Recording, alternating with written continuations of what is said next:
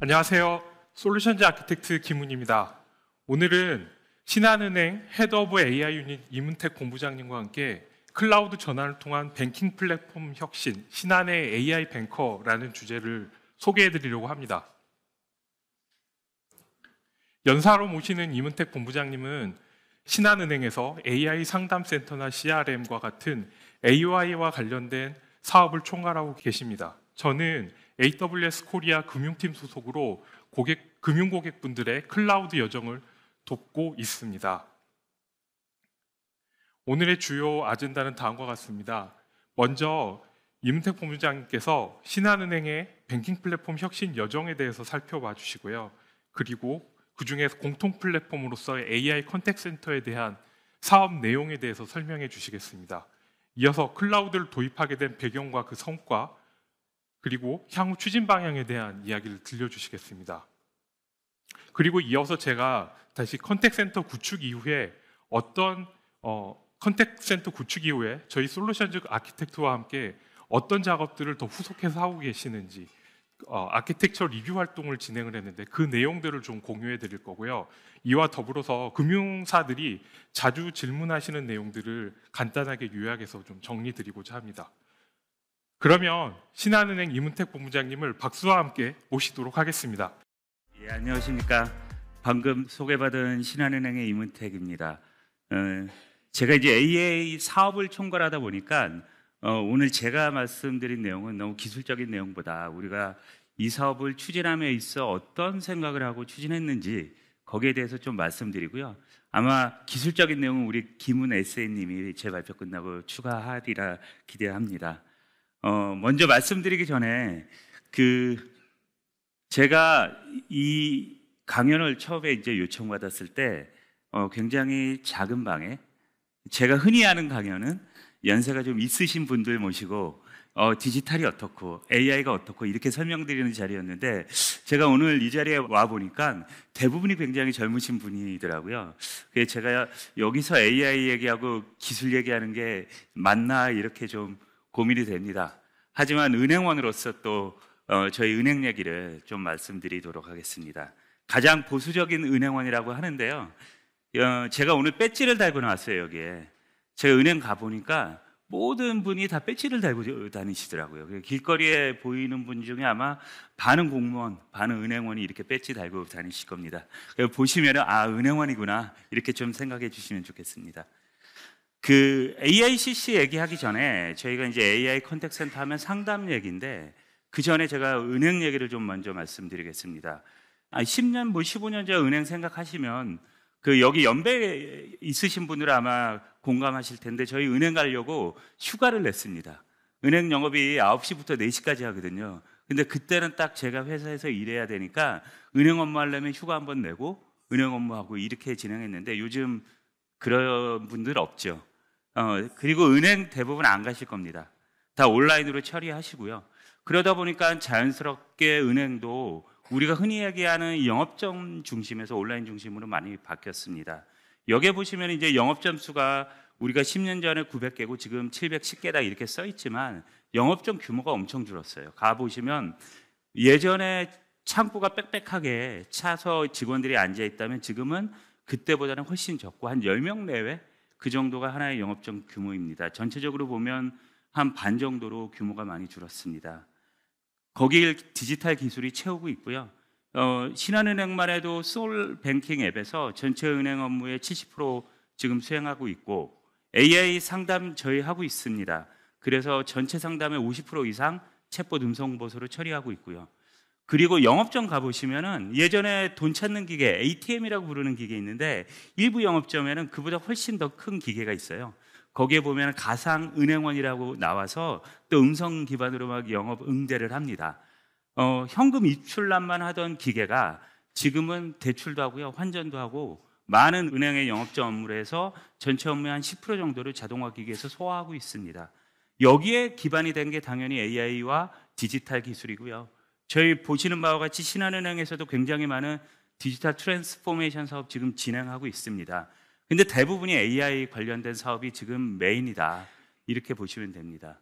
제가 이제 은행에 온 지 한 2년 반 정도 됐는데요.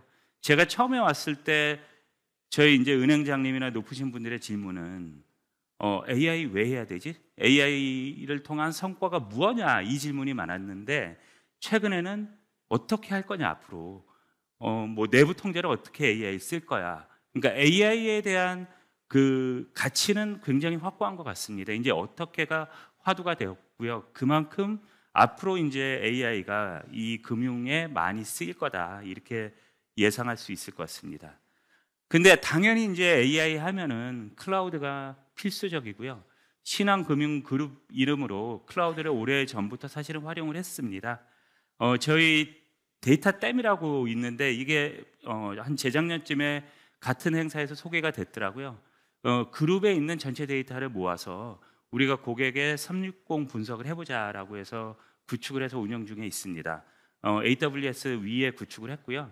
여기 보시면 이 배지가 저희 배달 앱인 땡겨요라는 앱이 해당됩니다. 그래서 신한금융그룹이 땡겨요라는 배달 서비스를 하는데 뭐 상생 모델이기 때문에 약간 다른 배달 앱하고 차별화된 포인트에서 사업을 하고 있습니다. AWS에서 저희가 사업을 운영을 하는데 이렇게 초기에 우리가 빠르게 사업을 만들고 전개하기에는 AWS 이 클라우드 환경이 매우 유리한 것 같습니다. 그럼 제가 그룹 공통 컨택트 센터에 대해서 말씀을 드릴 텐데 아마 여기 계신 분들이 이런 생각하실 수 있습니다. 지금 금융 앱들 많이 쓰시잖아요. 보면 대부분 뭐 앱 쓰시고 챗봇 쓰실 겁니다. 저희도 챗봇 음성봇 2019년부터 제공을 하고 있고요. 지금 보면은 앞에서 이제 말씀드렸듯이 50% 이상의 상담이 AI 상담으로 완료가 되고 있습니다. 그리고 그 전체 아웃바운드라고 해서 은행이 이제 고객한테 안내하거나 불안전 판매와 같이 계약을 할 때 그 아웃바운드 콜의 95% 이상을 AI가 수행을 하고 있고요 이미. 그리고 인바운드 콜도 저희가 거의 20% 가까이를 이 그룹 공통 AI 컨택트 센터 사업 이전에도 AI가 수행을 하고 있었습니다. 챗봇 MAU 150만에 가까이 되고요. 그럼 왜 또다시 우리가 이 컨택트 센터 사업을 하고 이걸 공통 사업으로 하고 플랫폼을 만들 것인가? 가장 큰 거는 앞으로 사용이 엄청나게 늘어날 것이다라는 것입니다. 아직까지는 우리가 AI 얘기할 때 상담이라는 관점에서만 얘기를 하거든요. 근데 앞에서 제가 이제 잠깐 말씀드린 대로 우리 자동화 기기에서 영업적 업무 10% 15% 지금 수행하고 있습니다. 앞으로는 AI가 상담만 할 게 아니라 고객 관리도 할 거고요. 상품 영업도 할 거고 여러 가지 마케팅 업무도 할 겁니다. 그러다 보면 당연히 AI 컨택트 센터의 규모가 무한히 확장될 거고 시나리오가 무한히 확장될 거고 이런 무한 확장성을 갖는 구조가 필요하다라는 이유 때문에 저희가 그룹 컨택트 사업을 시작을 했습니다. 그래서 신한금융그룹의 미래의 AI가 무엇이냐라고 하면 저희는 AI 뱅커라고 얘기하고 있고요. AI 뱅커의 핵심 브레인 서비스가 AI 컨택트 센터다. 이렇게 이해하시면 됩니다. 그러면 어떤 목적을 가지고 있는지 잠깐 말씀드리겠습니다. 크게 세 가지 목적을 가지고 저희가 진행을 했는데 첫 번째는 앞에서 이제 말씀드린 대로 확장성입니다. 근데 확장을 하는 데 있어서 빠른 확장이 중요합니다. 저희가 AI 상담을 쓰는 가장 큰 이유는 앱하고 비교를 하시면 개인화입니다. 개인 니즈에 맞아야 되고요. 또 이 고객이 필요로 하고 또 그 시대에 맞는 서비스가 제공이 돼야 됩니다. 그럼 빠른 업데이트가 가능하고 이런 모델이 이 AI 컨택트 센터에 들어와야 됩니다. 그러다 보면 신속한 전개, 빠른 확장이 가장 중요한 포인트고요. 두 번째로 저희가 이제 이게 그룹 사업으로 추진하면서 이번에 우리가 이제 얻은 이 교훈이기도 하고요. 그 AI 상담을 도입하는 이유는 굉장히 다양한 측면에서 도입을 하게 됩니다. 이 첫 번째로 사람들이 생각할 때는 이 AI 상담이 상담원은 대신에 상담을 하니 효율화를 추구하는구나라고 생각할 수도 있지만 사실 그보다는 고객 편의성입니다. 고객이 대기하지 않고 빠르게 업무를 처리하고요. 심화 상담은 상담원한테 가서 더 깊게 상담할 수 있는 그런 리소스를 저희가 만들어 드리고요. 두 번째로는 또 고객 경험이 단순해지니까 고객 유인에도 쓸 수가 있습니다. 채널 확장에도 쓸 수 있고요. 그래서 이번에 플랫폼 사업으로 추진하면서 이런 독립적인 목적으로 운영이 가능하도록 추진하는 게 두 번째 목표였습니다. 마지막으로는 이게 모든 디지털 서비스의 저는 성공의 요소라고 보고 있는데 현장에 맞춰서 운영이 돼야 됩니다. 그래서 저희가 만들 때도 이 AI 상담을 제작하고 실제 운영하고 그리고 개선하는 모든 활동을 현장에 있는 현업 중심이 하도록 만들자라는 목표로 만들었습니다. 이런 세 가지 목표를 가지고 저희가 만들었고요. 그러면 이제 AW에서 어떻게 했느냐를 말씀드리기 전에 이 구성에 대해서 개략적으로 말씀드리겠습니다. 이게 굉장히 복잡하게 돼 있어서 이 설명이 저도 복잡한데 이제 왼쪽부터 오른쪽으로 보시면 저희 컨택 센터는 먼저 이 전화망에서 들어오는 음성을 보이스 게이트웨이라는 스위치를 통해 AICC 안에 있는 스트리밍 게이트에서 수신을 하게 됩니다. 그리고 왼쪽 상단에 있는 음성 기반의 AI 솔루션을 거쳐서 이게 텍스트 기반으로 변환이 되고요. 이 텍스트가 오른쪽 하단에 있는 API 게이트웨이를 거쳐서 이제 보 프레임워크라고 해서 챗봇을 구동시키는데 연동이 됩니다. 일부 시나리오에서는 거래를 호출하게 되면 여기 있는 레가시 어댑터라는 곳을 통해서 우리 이 각각 그룹사에 있는 내부 서버를 통해 거래를 완성시키는 구조로 구성을 했습니다. 보시면 아시겠지만 이 각각의 컴포넌트별로 이 목적하는 바가 다릅니다. 어떤 컴포넌트는 성능이 중요하고 어떤 데는 안정성이 중요하고 그리고 예를 들면은 저희 API 게이트웨이는 공통 솔루션 기반의 멀티 테넌트로 구성했고요. AI 솔루션은 각각 공통 엔진으로 구성을 했고 또 다른 부분은 그룹사별로 또 분리 구성했고 이런 다양한 컨피그레이션을 저희가 가지고 이 전체적인 구성을 했습니다. 그러다 보니까 저희가 이 AWS의 클라우드 자원을 쓸 수밖에 없었는데 이 네 가지 관점에서 한번 말씀드리겠습니다. 빠른 서비스 구축과 확장 여러 번 말씀드렸죠. 특히 이 확장성에 있어서 이게 금융 서비스, 상담 서비스는 몇 가지 특징이 있는데 월급날 되시면 카드값 많이 나가지 않습니까? 당연히 문의 많이 나옵니다. 그래서 전체 상담의 한 20-30%가 월급날 근방에 있어요. 카드사에 그런 문의 많이 나오고요. 은행 같은 경우도 시즈널 이펙트가 있습니다. 종합소득세 신고하는 5월이나 부가가치세 신고하는 8월은 평시 상담의 50% 이상 이 상담량이 증가하고 저희 투자증권 같은 경우는 이제 투자증권의 요즘 가장 큰 비즈니스 중 하나가 IPO인데 IPO 같은 거 이벤트 하면은 동시 콜이 10만 콜 이상 나옵니다. 그만큼 그 대용량 서버가 필요한데 그렇다고 그거를 상시적으로 갖출 수 없기 때문에 순간적인 확장성이 굉장히 중요한 포인트입니다.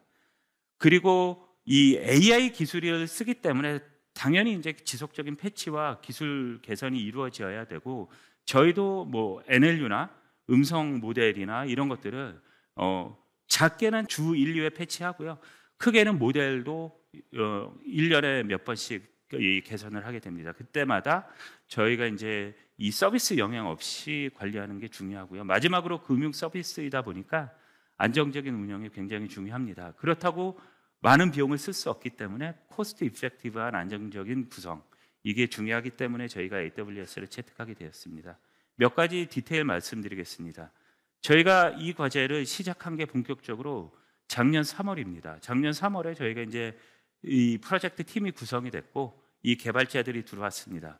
그리고 딱 2개월 만에 저희가 개발망 구축하고요. 솔루션 설치하고 거기서 엔드투엔드로 서비스 프로토타이핑을 했습니다.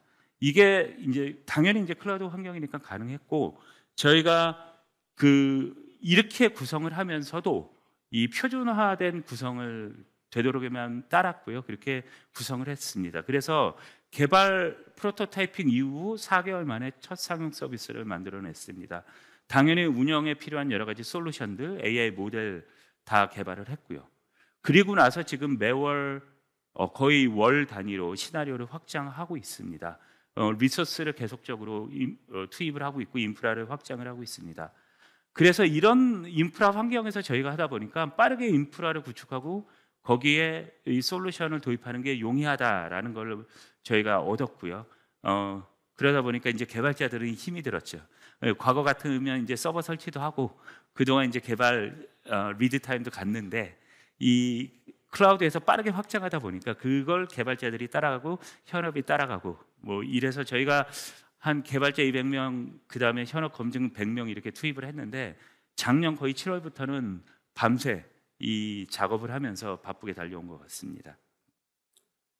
그 확장성 말씀드렸는데 그 순간적인 용량에 대해서는 제가 말씀드렸습니다. 근데 더 중요한 게 저희가 개발 단계에서 봤던 여러 가지 이 서버의 요건과 실제 운영 단계에서 많이 달라지더라고요. 아무래도 저희가 개발해서 초기 상용화를 했을 때는 약간 오버 스펙으로 사실은 컨피그레이션을 다 했고 그 다음에 학습 데이터 양도 상당히 많았습니다. 저희가 SDT 같은 경우 엔드투엔드 모델 썼는데 그 학습량이 어마어마해서 저희 작년 7월부터는 일정량의 A백을 그냥 전용해서 24시간 활용을 했고요.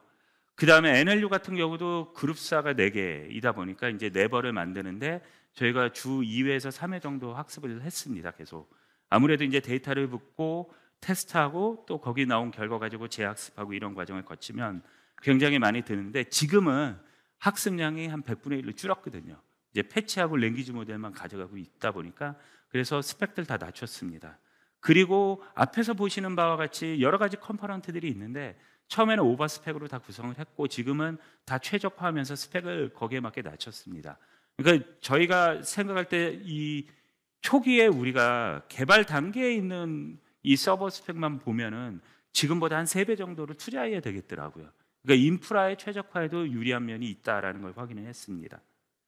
그리고 앞에서 말씀드린 바와 같이 이게 단계적인 확장을 하고 있는데 저희가 테라폼 기반의 이 인프라스트럭처에도 코드 방식으로 표준화를 했고 이제 이거는 아직 적용은 안 됐지만 앞으로 그룹사가 추가될 때 확장을 표준화 방식으로 할 예정에 있습니다.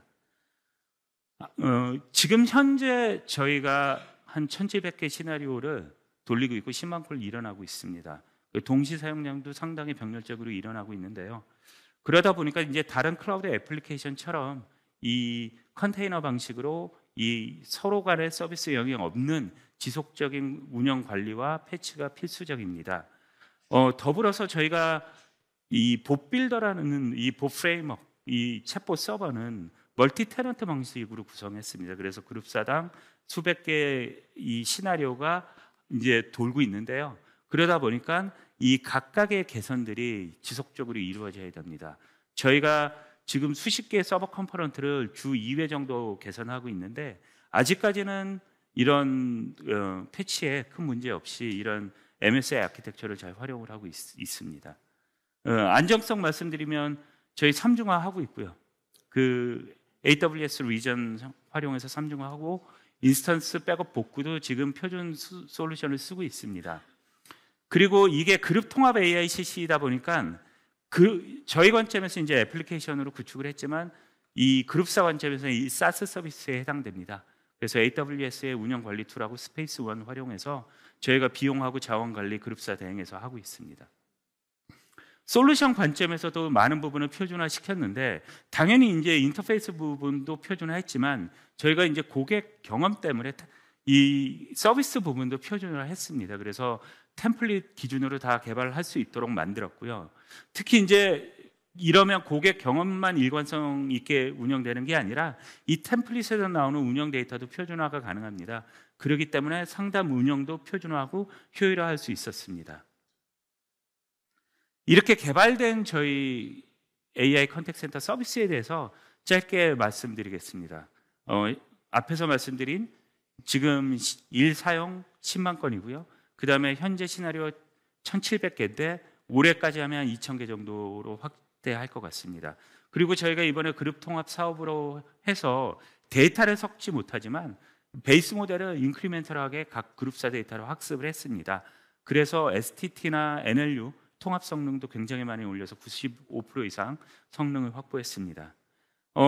그리고 앞에서 이제 제가 잠깐 말씀드렸는데 이 4개 저희 그룹사가 이번에 참여했는데 각기 다른 목적으로 참여했습니다. 기존에 AI 상담을 운영하고 있는 은행과 카드는 이 상담의 범위를 좀 늘리자, 그렇게 해서 효율성을 높이자는 관점에서 접근했다면은 신한투자증권은 채널을 늘려서 유입 고객을 늘리려고 했고요. 제주은행이라고 저희 지방은행이 하나 있는데 제주은행 같은 경우는 이번에 최초 도입해서 상담을 한번 AI로 운영을 해보자라는 목표를 가졌습니다. 은행 관점에서 봤던 거는 지금 저희가 대출 신규하고 연장하는 업무가 많이 있습니다. 뭐 주담대도 있고 신용대출도 있고 전세자금 대출도 있는데 그 양이 상당하거든요. 그래서 그거를 AI로 관리하는 게 굉장히 중요한 목표였고 이번에 AI 상담으로 운영을 하면서 효율화했습니다. 그러면 이제 고객 관리 측면에서 굉장히 유리합니다. 알아서 고객한테 연락을 하고 업데이트를 받고 연락이 안 되면 그 정보를 우리 영업점에 내려서 영업점 직원들이 직접 컨택을 하도록 만들어주는 그런 시스템으로 운영을 하고 있고요. 그 신한카드 같은 경우는 인바운드 콜을 전부 상담사했던 거에 일부를 저희가 AI 상담으로 운영을 하고 있습니다. 그럼으로써 이 고객 경험도 크게 개선이 됐습니다. 이게 한 가지 예시인데요. 저희 보시면은 처음에 콜이 나갈 때 시각적인 정보를 먼저 제공해서 어떤 용건으로 이 전화를 하는지 제공을 하고 고객이 동의를 하면 그 다음에 그 멀티모델이라 그래서 음성으로도 완료할 수 있고 그 비주얼 UI로도 완료할 수 있게끔 만들었습니다. 그리고 나서 연락이 안 되면 FC로 내리고요. 그리고도 이제 안 되면 영업점에 직원한테 전달을 해서 영업점 직원이 직접 이제 휴먼 터치를 하도록 만들었습니다. 저희가 이제 멀티모달 이 고객 중심의 멀티모달 UI UX라는 걸 활용을 하는데 저희가 경험을 해보니까 음성이 아무리 입력이 편하더라도 복잡한 이 상담을 진행하는데 꽤나 많은 시간이 소요됩니다. 이 스크립트를 설명을 하고 입력을 받고 설명을 하고 입력을 받는데 오래 걸리고요.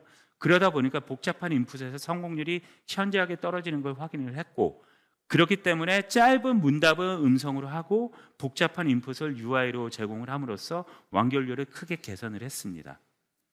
그리고 두 가지를 지금 준비하고 있는데 하나는 감성 분석입니다. AI 상담의 문제가 뭐냐면 고객은 막 무엇이가 안 돼서 화가 나는데 TTS는 기계처럼 내뱉는 거죠. 그럼 더 화가 나지 않습니까? 그래서 저희가 고객의 그 음성 톤과 텍스트를 가지고 불안, 분노, 기쁨, 중립 이렇게 네 가지의 의 감성을 분석을 해서 거기에 맞게 응대를 하고 필요하면 바로 상담원으로 전환할 수 있도록 준비를 하고 있습니다. 화자 인증도 도입을 하는데 이거는 이제 인증 목적보다는 자연스럽게 나는 어떤 상담이 필요한지를 얘기하는 와중에 나임을 확실하게 알게 돼서 개인화 상담에 맞춰서 가능하도록 저희가 구현을 하고 준비를 하고 있습니다. 아직까지는 이걸로 이제 본인 인증까지 가기는 좀 부족하기 때문에 그 과정을 거친 이후에 저희가 이제 좀 발전을 시켜서 본인 인증까지 가볼 생각에 있습니다. 그리고 아까 말씀드렸던 현업 중심의 AI 상담 운영 체계도 갖추고 있는데요. 관리할 수 있는 운영 포탈, 그리고 시나리오를 저작하고 멀티모달을 할 수 있는 통합 빌더, 그리고 고객들이 그때그때 이 발화한 내용들을 저희가 데일리로 샘플링도 하고요. AI로 분석도 합니다. 그래서 그 내용을 학습할 수 있도록 툴로도 제공을 하고 있습니다. 뭐 바쁘게 좀 제가 설명을 드렸는데 AI 상담이라는 게 과거에는 이제 상담이 중심이었다면 앞에서 말씀드린 대로 영업과 고객 관리를 확대하려고 하고 있습니다. 저희가 AI 뱅커라고 부르는 가장 큰 이유는 뭐냐면 여러분이 아마 다 공감하실 텐데 내가 어떤 은행 업무가 필요하다라는 것들, 그러니까 요즘은 이제 그걸 금융 니즈라고 부릅니다. 그것들을 빠르게 해소하는 게 이제는 은행들이 해야 될, 핀테크 업체들이 해야 될 일이다 이렇게 보고 있고요. 저희 AI 뱅커는 그래서 언제 어디서든 고객이 원하는 업무를 빠르게 해소해 주겠다. 그리고 24365 업무를 제공하겠다라는 목표로 준비를 하고 있습니다. 저희가 KT IPTV 홈뱅크라는 서비스를 진행하고 있는데 AI로 개선할 계획을 가지고 있고요. 그리고 시청역에 가시면 9번 출구 바로 맞은편에 신한은행 디지로그 브랜치라는 지점이 있습니다. 저희가 많은 AI 기술을 탑재해서 AI로 실제 영업점 업무를 제공을 할 목표로 지금 구성을 해놨고 발전시킬 예정에 있습니다. 그렇기 때문에 이 AI CC가 단순하게 상담 서비스 플랫폼이 아니라 이런 모든 AI의 이 브레인으로 발전시킨다. 그렇게 좀 이해해 주시면 좋겠습니다. 한번 관심 가져서 기회 되시면 방문해 보시면 좋은 경험이 되실 겁니다. 예. 제 발표는 여기서 마치고요. 다시 김은혜 씨에게 마이크를 넘기겠습니다. 예, 감사드립니다. 네, 감사합니다. 본부장님, 특히 신한의 클라우드를 활용한 AI 컨택 센터에 대해서 자세하게 내용을 전달해 주신 것 같습니다. 저는 이 신한에서 AI 컨택 센터를 구축한 이후에 저희 솔루션즈 아키텍트와 어떤 활동을 하고 계시는지 그 부분에 대한 설명을 좀 드리고자 합니다. 신한금융그룹에서는 앞전에 설명해 주신 것처럼 개념 아키텍처를 기반으로 6개월에 걸쳐서 기본적인 네트워크 인프라부터 워크로드를 올리시는 데까지 완료하셨다고 하셨습니다. 물론 지금도 저희하고 꾸준히 개선 활동을 통해서 새로운 기능을 추가한다거나 아니면 아키텍처를 바꿔가는 활동을 하고 계시는데요. 보시는 것처럼 음성 데이터는 PSTN망을 통해서 온프렘을 통해서 저희 클라우드에 다이렉트 커넥트라는 전용선 서비스를 통해서 들어오도록 되어 있고요. 보이는 ARS와 같은 멀티모달 화면 같은 경우에는 DMZ VPC를 거쳐서 DMZ VPC에서 일반적인 금융에서 많이 고민하시는 보안적인 점검들, 방화벽이라든지 와프와 같은 보안 인스펙션을 거친 후 내부망을 들어오도록 되어 있습니다. 저희는 이런 것들을 다 VPC 간 연결을 통해서 구성을 하도록 되어 있는데 그 연결은 TGW를 활용을 하고 있고요. 여러 모듈들은 앞서 소개해 주신 것처럼 쿠버네티스를 활용하고 계십니다. 동시에 여러 가지 타입의 인스턴스를 목적이나 상황에 맞춰서 이용하고 계시고 있습니다. 잘 구성하신 것 같네요. 어떠신가요? 몇 년 전에 저희 아마존닷컴 CTO이신 닥터 보겔스께서는 Are you well architected라는 화두를 던지신 바가 있습니다.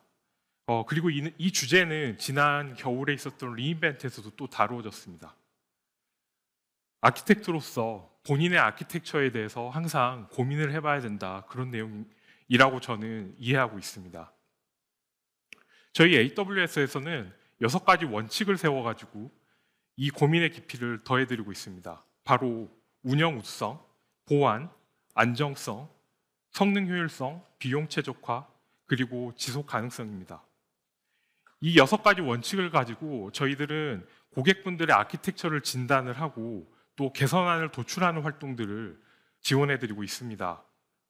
저희 SA 혹시 잘 지금 활용하고 계시나요? 신한에서도 클라우드의 컨택 센터를 구축한 이후에 앞서 설명드린 아키텍처를 다시 리뷰를 하고 개선하기 위한 활동들을 하고 있는데요. 잘 구축된 부분도 있었고 또 개선 사항으로 남겨진 부분도 있었습니다.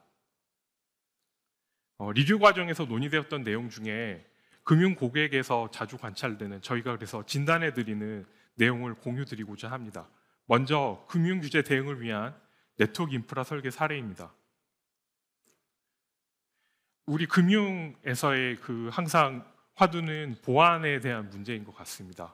많은 고객분들이 기존에 온프렘에서 하셨던 것처럼 로드 밸런서를 두시고 방화벽으로 트래픽을 분산한 후에 이것을 다시 웹티어로 넘기는 구성을 하십니다. 이런 걸 저희는 ELB 샌드위치 패턴이라고 부릅니다. 아마도 이 기존의 온프렘에서 익숙하신 구성을 클라우드로 구성하신 사례가 아닌가 싶습니다. 이후에 저희 게이트웨이 로드 밸런서가 출시된 이후로는 이거를 좀 더 개선한 사례들이 많이 적용되고 계십니다. GWLB에서는 여러 가상의 어플라이언스로 트래픽을 분산하여 보낼 수 있고 수요에 따라서 규모를 늘리거나 줄일 수 있도록 단일 엔드포인트를 제공합니다. 인식된 트래픽은 엔드포인트를 통해서 GWLB로 보내게 되고요. GWLB에서 GWLB 다음에 존재하는 방화벽이 트래픽을 검사한 후에 정상적인 트래픽만 돌려받게 됩니다. 네트워크 홉이 생기긴 하지만 제네브 프로토콜이라는 방식을 통해서 이 트래픽을 감싸가지고 보내기 때문에 소스 IP를 보존할 수 있는 장점이 있습니다. 트래픽 변조 없이도 인스펙션을 해볼 수 있는 거죠. 또한 멀티 어카운트 전략 관점에서 보면 이러한 구성으로 네트워크 담당자와 보안 담당자의 어카운트가 분리되는 장점도 있습니다. 네트워크 담당자는 VPC에서 트래픽 경로를 관리하는데 좀 더 관심을 두시면 되고요. 보안 담당자는 GWLB에서 통해 인입된 트래픽의 방화벽, 보안 룰을 설정하는 데 더 집중을 하시면 될 것 같습니다. 여기에 2차 방화벽을 둬서 한 번 더 트래픽을 검사하는 그런 사례들도 많이 보입니다. DMZ 구간을 외부망으로 해석을 하고 다시 내부망과 분리하는 방화벽을 두는 경우입니다. 내부망에 여러 VPC가 있고 온프램과 연동해야 하는 VPC도 있는 이런 경우에 이 VPC의 보안 통제를 어떻게 하느냐가 항상 자주 나오는 질문 중에 하나입니다. 문제는 뭐냐면 VPC가 늘어날 때마다 방화벽을 그때마다 늘려줘야 되느냐 이런 거거든요. 이런 경우에 고려해 보실 수 있는 것은 트랜짓 게이트웨이의 라우팅 테이블을 활용해 보시는 것입니다. 방화벽이 위치한 인스펙션 VPC를 두고 트랜짓 게이트의 라우팅 테이블을 이용해서 스포크 VPC에서 들어오는 모든 트래픽은 인스펙션 VPC로 보내게 하고요. 인스펙션 VPC로 들어오는 모든 트래픽은 검사를 완료한 후에 정상적인 트래픽은 다시 트랜짓 게이트웨이로 보냅니다. 그러면 트랜짓 게이트웨이에 적용되어 있는 라우팅 테이블에 의해서 원래 가고자 했던 스포크 VPC로 이동을 하게 하는 겁니다. 마치 이런 식의 트래픽 경로가 가능하게 됩니다. 이렇게 함으로써 좋은 거는 2차 방화벽을 한 군데만 두기 때문에 방화벽 담당을 하시는 보안 담당자들의 업무들이 한결 수월해지도록 하는 장점이 있을 것 같네요. 클라우드 내 VPC 통신뿐만 아니라 온프램과 연동하는 경우에도 유사한 트래픽 경로를 만들어내실 수 있습니다. 보시는 바와 같이 다이렉트 커넥트를 통해 들어오는 트래픽이 트랜짓 게이트웨이를 통해서 인스펙션 VPC에서 인스펙션이 된 후에 다시 내가 원하는 워크로드 2로 갈 수 있도록 트래픽을 보내는 것입니다. 워크로드가 늘어나더라도 인스펙션 지점을 한 군데로 통합한다는 것입니다. 3티어 아키텍처 되게 많이들 선택하고 아직도 많이들 이용하고 계십니다. 근데 이때 제일 어려운 부분은 웹티어의 위치입니다. DMZ 구간은 네트워크 인프라 담당자들이 되게 관리를 하게 되고 내부망의 어플리케이션 영역은 워크로드 운영자가 관리하게 됩니다. 이랬을 때 해석에 따라서 이 웹티어를 어디에 두느냐를 되게 고민을 많이 하십니다. 여기에서는 한번 멀티 어카운트 전략으로 구성되어 있을 때 어떻게 이 웹티어를 관리해 보냐는 건데요. 이때 현재 이 아키텍처에서의 어려운 점의 하나는 네트워크 어카운트가 웹서버를 소유하고 있기 때문에 워크로드 운영자가 접근을 하는데 어려움이 따른다는 것입니다. 한 가지 방법으로 생각해 볼 수 있는 것은 VPC 쉐어링이라는 기능을 사용해 보는 겁니다. 그렇게 해서 담당자가 웹티어의 서브넷을 따로 또 같이 사용하는 것인데요. 리소스 액세스 매니저를 이용을 하면은 DMZ VPC의 웹 서브넷을 워크로드 어카운트와 공유할 수가 있게 됩니다.